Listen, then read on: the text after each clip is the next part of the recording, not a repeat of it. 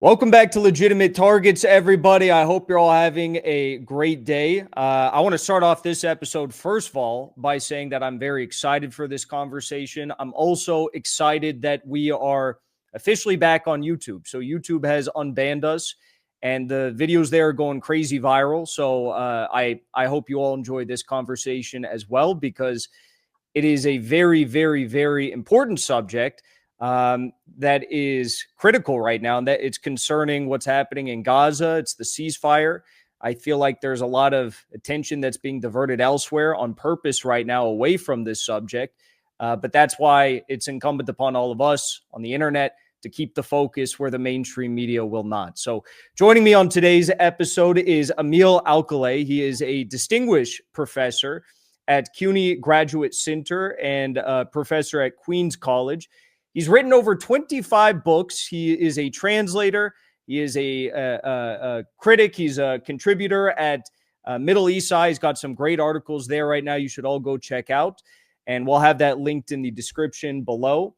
And he's also a poet. So, Mr. Alcalay, thank you so much for joining me today. How you doing?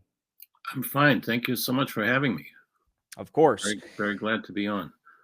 I want to start off by talking about the nature of the longevity of this ceasefire that we currently have. And I like what you write in Middle East Eye, because you really try to focus in one of your recent articles about the power dynamics between the U.S. and Israel. Who controls who? That's always been the debate. So what do you make of this ceasefire? Do you think it's going to last? You already have Smotrich and Gavir saying that they want war. They want the genocide to continue. And I believe yesterday there was a series of strikes. Yeah, there were. Look, let me start from a slightly different perspective. The so-called hostage situation, okay, is Israel's carceral system is central to the occupation. It is absolutely central to the occupation, along with land confiscation and so-called creating facts on the ground. So what they do in these situations is they continually take Palestinian hostages daily from the West Bank, from Gaza, with complete impunity. They torture them, they medical neglect, they rape, kill, etc. We know about this. So the dynamic is already so skewed.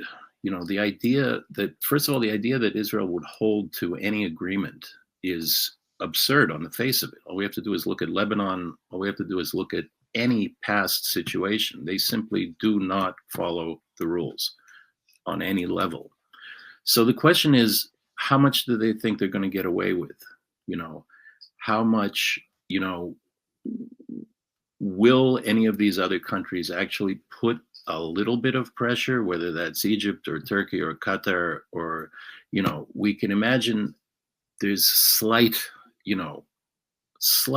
push, but nothing in terms of what the whole issue is about, which is about military occupation, free Palestine. I mean, this is what it's about. And, you know, until we get to that point, I think it's going to take, as we've seen, a global revolt, you know, to say, no, enough. We cannot tolerate this, because I think now we have a situation. I'm not sure if it was in that article, but I said, you know, we have a situation where we have the governing and the governed have kind of had it, you know, and the governed have a lot more in common with each other, and the governing have a lot more in common with each other than they have to do with their own citizens. As we can see, I think at least 14 American citizens have been killed by Israeli forces in, you know, from Shireen Abu Akleh to Rachel Corrie to you name it, you know. So there's no concern in the US government with its own citizens. You can go back to the Liberty, you know, for that and further. So I think when we talk about the minutiae of what is happening on a daily basis, you know, the Israeli occupation is going to try whatever it can get away with. And they're going to push, and they're going to push, and they're going to push, whether it's with Abu Shabaab gangs or whether it's with fomenting fake, you know, false flags, which they, they got called on by Washington, which was interesting in itself, that they understood what that incident was about the other day, where apparently they, some contracting bulldozer people went over some unexploded ordnance and they got killed. Some people got killed. That's one version. So, it really, to me,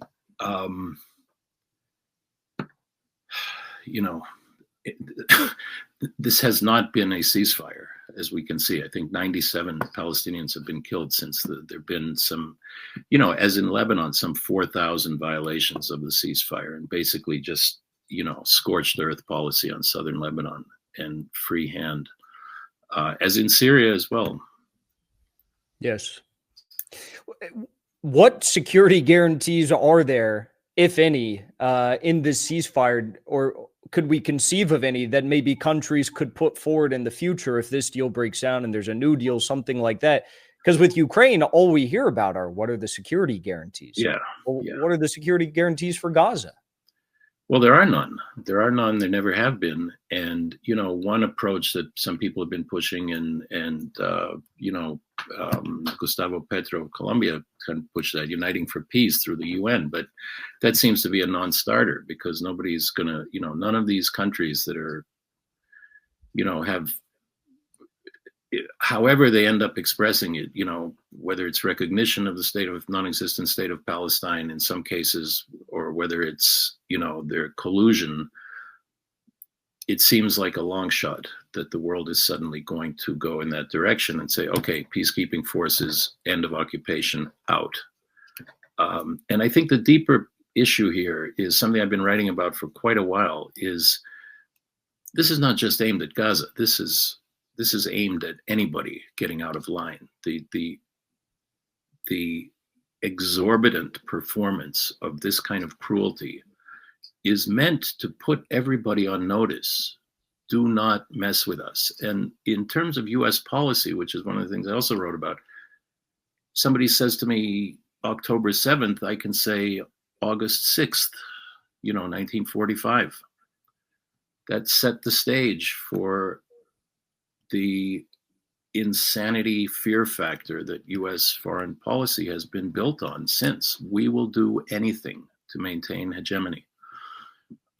And you can see that in the general type of military operations that the US has run, from the covert stuff to Korea to Southeast Asia, Vietnam, Iraq, etc. And now also very active threats against the explicitly pro-Palestinian President Maduro in Venezuela, and Colombia as well this week, targeting Petro. Of course.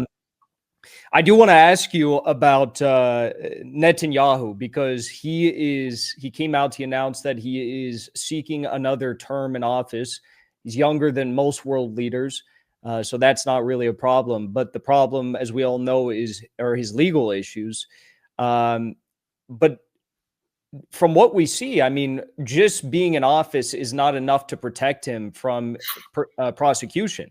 He has to continue these wars, correct? So it seems pretty evident that if not Gaza, it will be Iran. If not Iran, Yemen, it's going to be something, right? I think that there's been a mistaken assumption that this is Netanyahu's the problem, or that the Smotrich and Ben Gvir are the problem. They are the problem. But on the other hand, you cannot undertake the kind of operation that Israel undertook without most of its citizens being in favor of it, because everybody is conscripted into the military. So in terms of, again, it's a thing that I wrote about at some point, during the war in Southeast Asia, we had US infantry soldiers fragging commanding officers because they refused to accept orders. They saw that this was insanity, that they were being led into death and they were going to kill a lot of people, and they didn't want to have any part of it. So that kind of open rebellion that was seen by US troops is a heroic chapter in many ways that has been completely erased practically, and the idea that it was a bunch of hippies and, a bunch of, et cetera, who protested the war, not the case. No, it began with enlisted people. It began with underground newspapers and coffee houses. It began with networks of people trying to dodge the draft.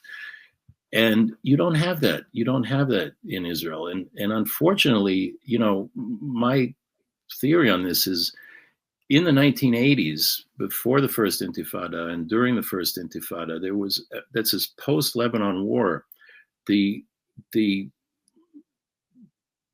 let's say the consciousness in Israel-Palestine was much more amenable to people were very wary of there was a lot more solidarity and a lot more possibility. And I believe that the government then in power, the Israeli government and the PLO, basically came to the conclusion that this was getting away from them and that people were actually starting to forge ahead on their own. And that was not to be, and so there you got into the morass and complete capitulation of Oslo and starting right there. And so in a way, it's just been this Sisyphean task of trying to roll that boulder back up the hill, like, wait a second, this is not, this, unless all Palestinians are forever expelled or killed, this is not going to stop. Mm-hmm. It's just not going to happen. Yeah, I mean, even presidents from third-party countries who at most support a two-state solution have said as much over the past week. They're like, look, it's not going to do anything. No. When we look at the open rebellion that we've seen against previous wars, we definitely don't see that now, but that's, I think, in large part due to the fact that the closest to combat that any of these soldiers from the U.S. have seen is really airstrikes from afar. Exactly. And with the notable exception, Anthony Aguilar, who was in Gaza. But do you think it could switch if Netanyahu were to draw people in and draw the U.S. in? It could switch. Look, we've seen some. There's Aaron Bushnell, we shouldn't forget. And who immolated himself in protest. There's Anthony Aguilar, who's extraordinary, and I think Carolyn Guilbeault, who was pretty much right at the beginning. Mm-hmm. She said, this is not what I signed up for. This is not, early on, I saw her at a demonstration and I was very impressed. So there have been veterans, but, again, we have to try to go back to something. There's a passage that I've written about many times, and I'm shocked that I believe I'm the only person that has ever written about this, and that's in the 9/11 Commission report, okay? And I'll quote you. It is section 11.1, which is called Imagination, in caps, okay? It says, considering what was not done suggests possible ways to institutionalize imagination. It is therefore crucial to find a way of routinizing, even bureaucratizing the exercise of imagination. Now, when I encountered that quote, I said, wow, wait a second. This isn't just a projection into the future. This is a description of where we've been for a while. Like, we cannot let ourselves imagine another scenario. We are given this template with the horizon so narrowly,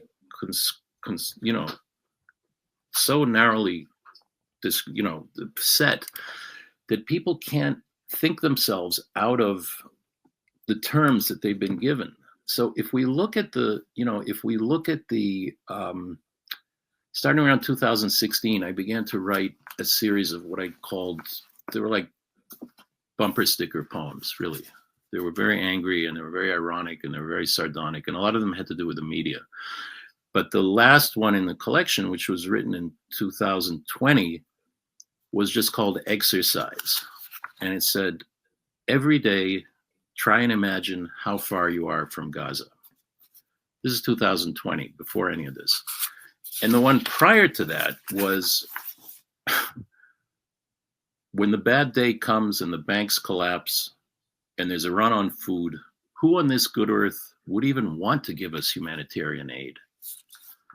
You know, we have to think about ourselves as these perpetrators. You know, there's a poem by a friend, a great poet, was a Marine, was a member of VVAW, Bill Earhart, where he describes this child that he encounters. And he said, I'm the monster in this child's dreams and in his reality. You know, I'm the monster. You couldn't conjure up more of a monster than me. So we have a hard time thinking of ourselves in those terms, you know, because there's this detachment. And, you know, if you look at, I've been looking at Gaza for a long time. I've been involved in Palestinian stuff for over, I don't know, like 45 years. And, you know, basically my adult life. And, you know, if you look at the sequence of all the quote unquote mowing the lawns, you know, in the 2000s, and then if you look at the restrictions that if you look at 2018, 2019, there was a lot going on in the world that was disturbing to the powers that be. From the yellow vests, from the Iraq in Algeria, from the demonstrations in Iraq, from the Great March of Return in Gaza, stuff going on in Colombia, stuff going on all in Hong Kong, all over the world. Got people very on edge who wanted to keep control of the situation. Then poof, suddenly coronavirus. Okay. And heavy restrictions on freedom of speech, liberty, movement, etc. How do we begin to interpret that in relation to the sequencing that comes after? You know, we've been conditioned to accept less and less. And Gaza is, to me, like the further turning of the screw and the techno-feudalistic future that we're already in many ways, you know. Beginning, if you think about what happened at the beginning in October, November, December in Gaza of 2023, the target banks that were created by AI, by Lavender, Where's Your Daddy, and Gospel were unheard of, an indiscriminate killing of families, of prominent people, of basically civil society. And you know, it's a message. It's a very direct message. It is. It is.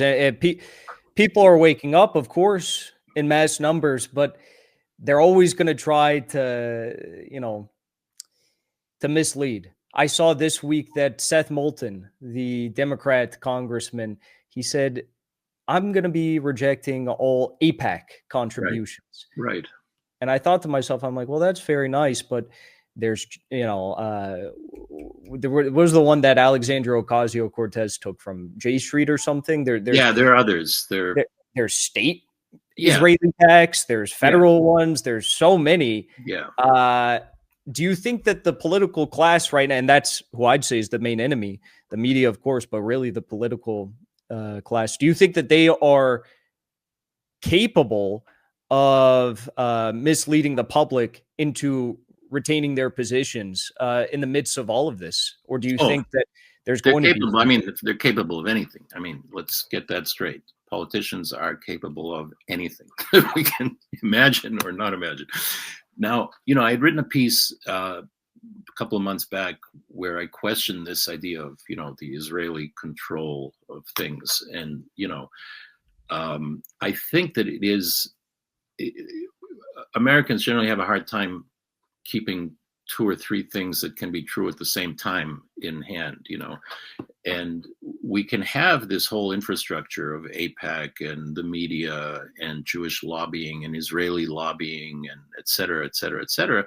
And we can also have an imperial hegemon that sees Israel as former president, I will not mention the name, but former president said, you know, this is our destroyer in the region. This is our destroyer in the region, and looking at Israel really as a military base. And the thing that is kind of shocking and surprising to me also is that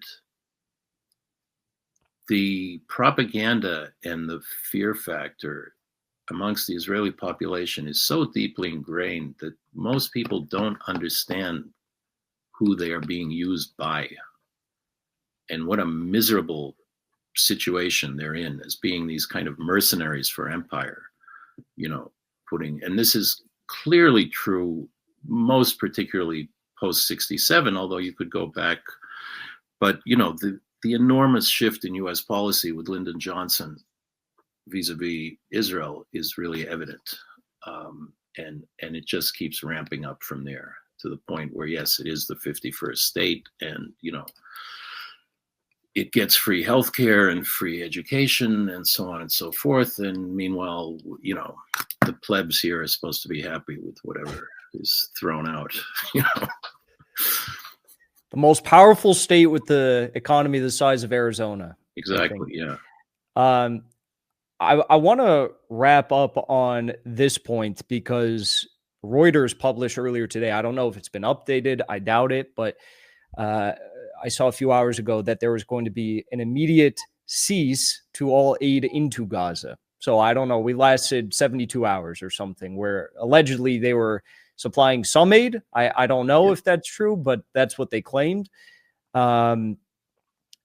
This, at this point, as you correctly pointed out, the UN is not going to do anything. We all know that. These international courts are not going to do anything. The Maduro, okay, they can try to say what they want, but that's not going to change anything. Right. It's incumbent upon the president of the United States to have such a bruised ego, I guess, that he would take action on this matter and try to rectify the situation. Do you think that is enough to motivate Trump to change this, or do you think it's impossible? That's a really tough question, and it gets to, let's put it this way. I'm across the board deeply dismayed and disappointed by all the governments in the world except, what did constitute the axis of resistance. You would like to see China, you would like to see Russia, you would like to see a few serious countries exert more pressure, and they're not. And it's a real kind of, it's hard to reconcile with that, because that means we're all in the same world, and the Palestinians have very few allies, true allies, who will meet with arms, and with defense and with actual aid. And then you have the populations of most of the world who are outraged, rightly so, outraged. And,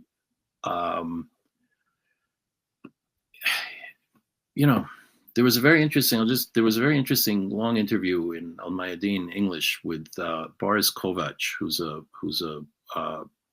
musician and a thinker, and he was talking about the circumstances of the Yugoslavia that he grew up in, and particularly the partisan movement, and how people in his family took up arms. They just took up arms and they defeated the Nazi occupation, and the Croatian Ustaše, and the Serbian Chetniks, and they created a state following the Second World War. Now, that's again one of these things of imagination. Can we even imagine such a thing? It's very hard. We've had certain controls on our minds and on our abilities to think out of the box, and so people are kind of shocked at Palestinian resistance because it is so unyielding. And nobody wants to be a hero. People just want to live their normal lives. They want to have a life. They want to be on their land. They want to just be. But the world is not allowing that. And the resistance that people see is kind of shocking to them because they're unused to that. They're completely unused to that. But they'll celebrate the 4th of July and the But they'll American celebrate the 4th of Revolution. July. Yeah, sure. But the Palestinians, when they do it, it's for a far more noble cause. It's unthinkable. If I could just, I don't know if we're wrapping or getting close to it, but yes, take your time. okay, I just want to mention a couple of those things that I read are from a forthcoming book called Imperial Abhorrences for Palestine, which is actually a collaboration with an extraordinary young visual artist in Gaza whose name is Khulud Hamad. And I'd like to just put up one of her pieces here. Wow. To see the spirit and the resilience and the beauty of this image. That's incredible. So, is it pin? Excuse me? It's, I have a picture somewhere of her. She's using a notebook that's about 4 by 5 inches with the few pens that she was able to salvage, wow. And she's doing these drawings at a very small scale. And when they're expanded, they're extraordinary. And I just wanted to mention that, because that'll be coming out, and I'll show you one. I'll just show you one more if I can find it. This. Wow. She's doing that on a 4 by 5 inch notebook? Yeah. That's incredible. It's shocking. I should have a picture here of that illustrates actually that scale. 1 minute, I will find it.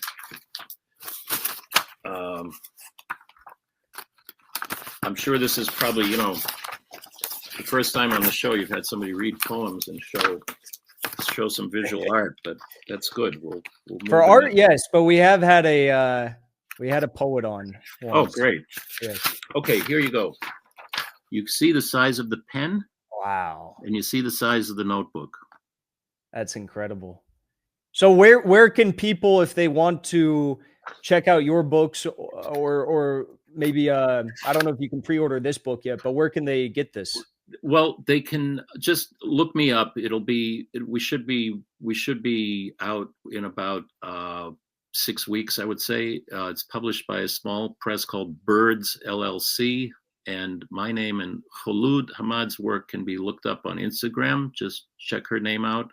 That's KHOLOUD,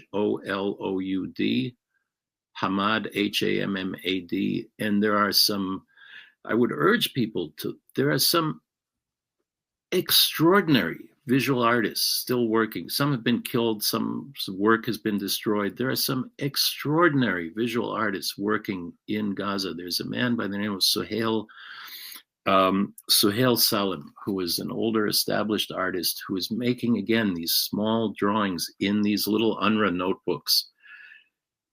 And I can tell you, there's one that maybe from 6 or 8 months ago, it's just faces staring back at the viewer. And it has, to me, greater power almost than Picasso's Guernica, because it's not monumental, it's human.